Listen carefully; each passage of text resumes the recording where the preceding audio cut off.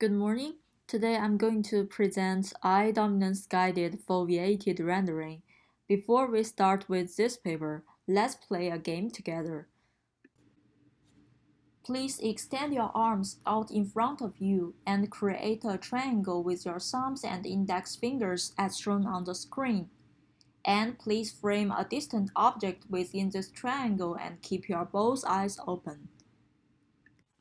Step 3. Please close your right eye with your left eye open. In step 4, please close your left eye with your right eye open. You may find that the framed object disappears in step 3 or step 4 but remains centered in the other step. It seems that the two eyes are not working together to see the world. Your visual system is showing tendency to prefer visual input from one eye.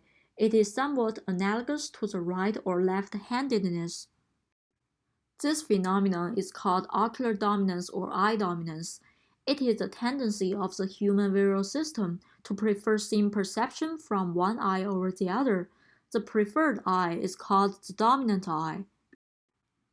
There has been lots of research exploring the difference between the dominant eye and the non-dominant eye. It has been shown that the dominant eye has priority in red-green color discrimination, has shorter reaction time, and better visual acuity and contrast sensitivity. Now let's get back to VR.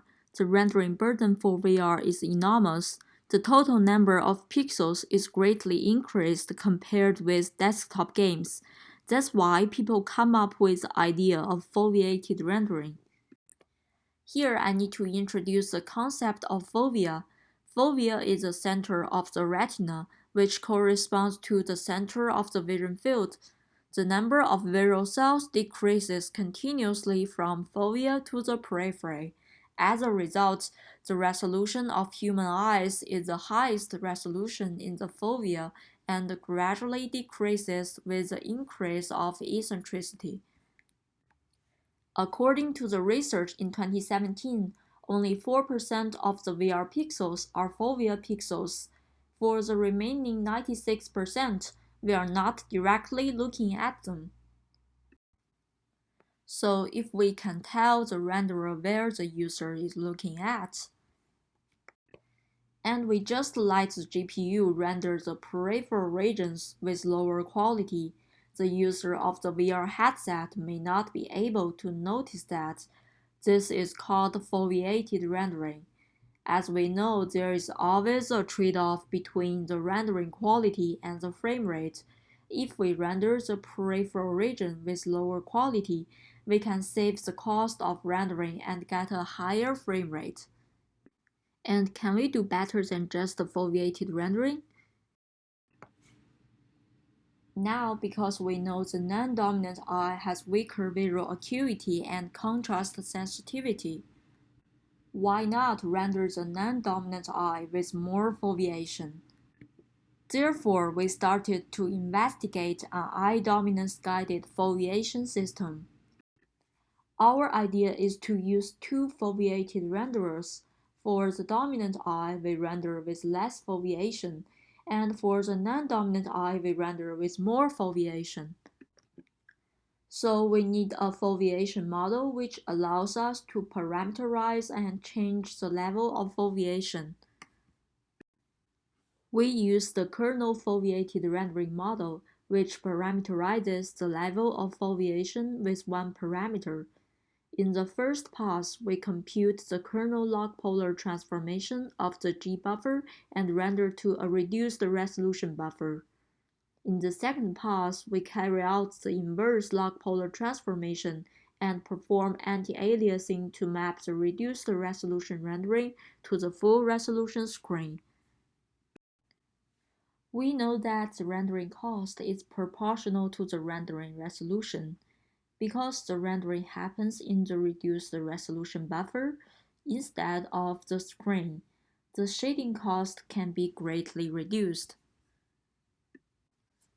We define the ratio between the width of the screen and the width of the buffer as sigma, and we define the time to render a regular frame as t, so the time to render a foveated frame is t over sigma squared.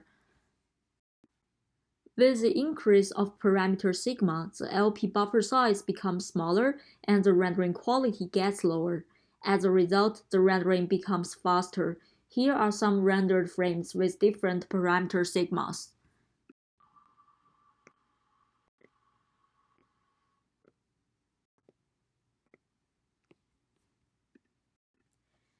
Here's the overview of the I-dominance guided foveated rendering system. Our system uses two foveated renderers with different values of the foveation parameter sigma for the dominant eye and the non-dominant eye respectively. For the dominant eye, we choose the foveation parameter sigma d, which results in an acceptable foveation level for both eyes. For the non-dominant eye, we choose sigma nd greater than sigma d, which corresponds to a higher foveation level. Because the non-dominant eye is weaker in sensitivity and acuity, the user is unable to notice the difference between the two foveations. Now we have a foveated rendering system with adjustable foveation parameters. Our next step is to find the parameter sigma d and sigma nd by conducting a user study. Before we start the user study, we need to find the dominant eye for the participants. Here we conduct the mouse test, which is exactly the game we have played together at the beginning. And next, we can conduct the main study with 3 steps.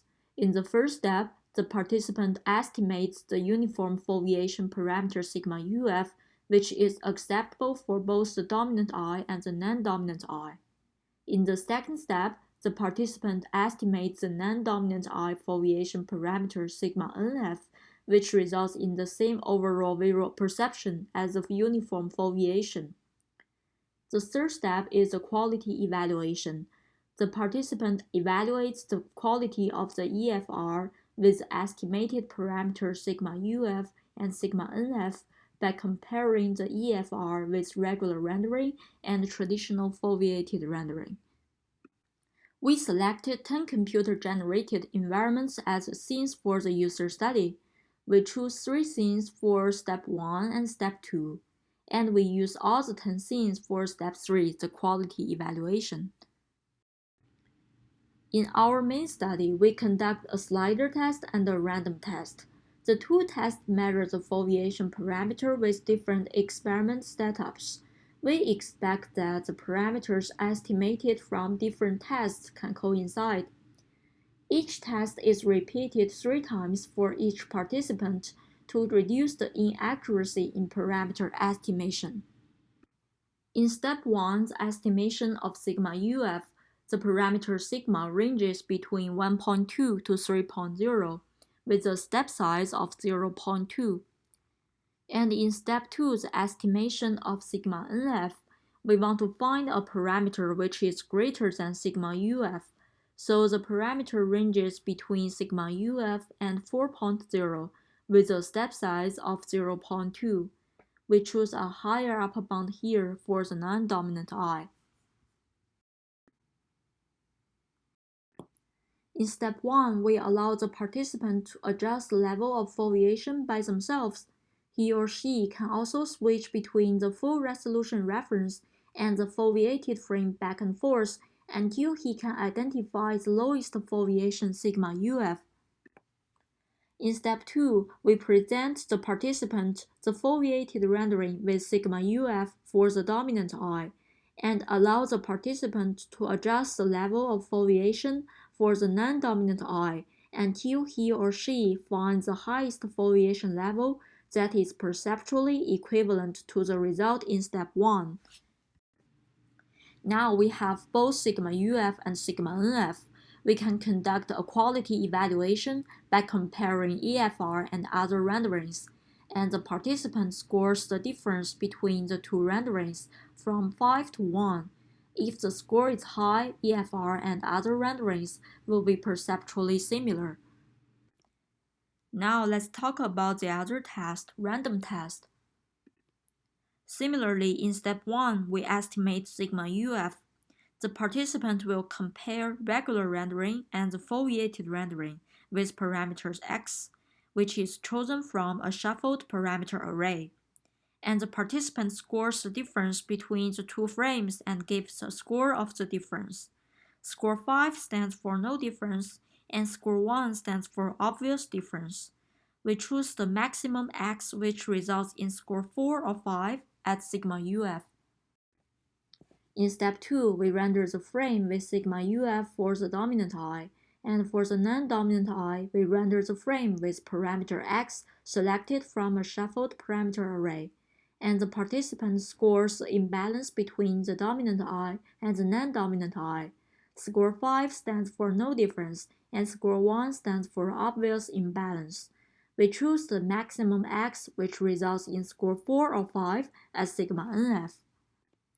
The quality evaluation is the same with the quality evaluation step in the slider test.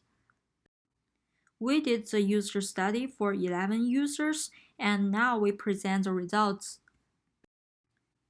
We compare sigma UF and sigma NF estimated from the two tests of the 11 users. We can observe an obvious gap between sigma UF and sigma NF. A paired t-test shows that there is no significant difference between the result of the slider test and the random test. And we can observe that sigma NF is significantly higher than sigma UF, so EFR can surely help us render with higher speed. But what about the perceptual quality of eye dominance guided foveated rendering? We calculated the percentage of each score in the quality evaluation.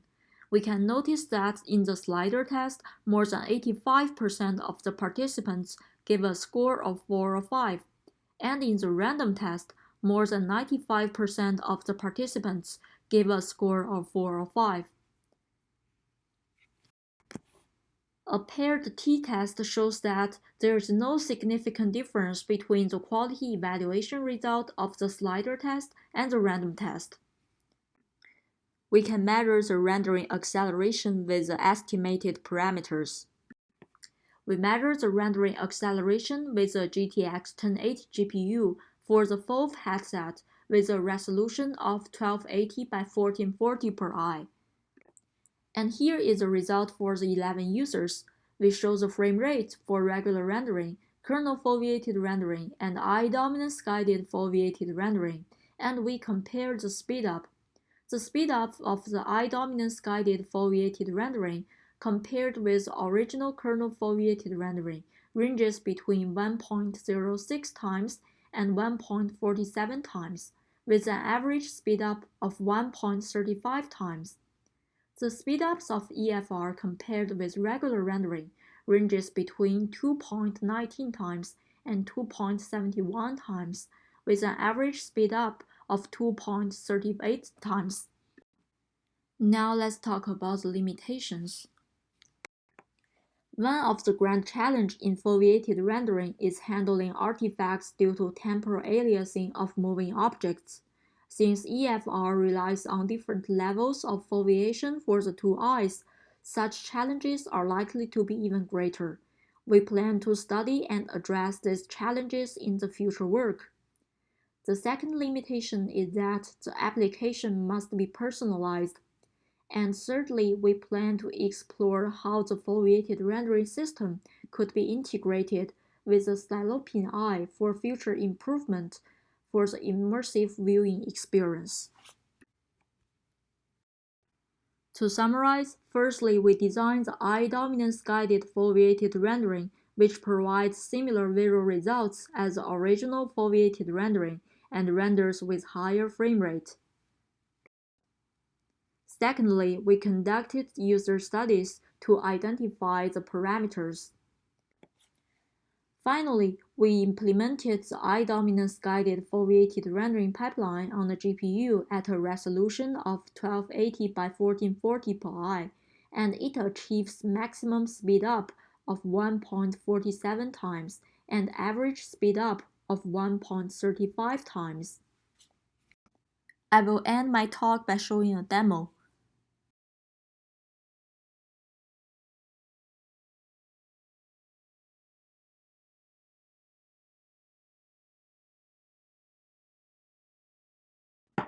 Thank you for watching.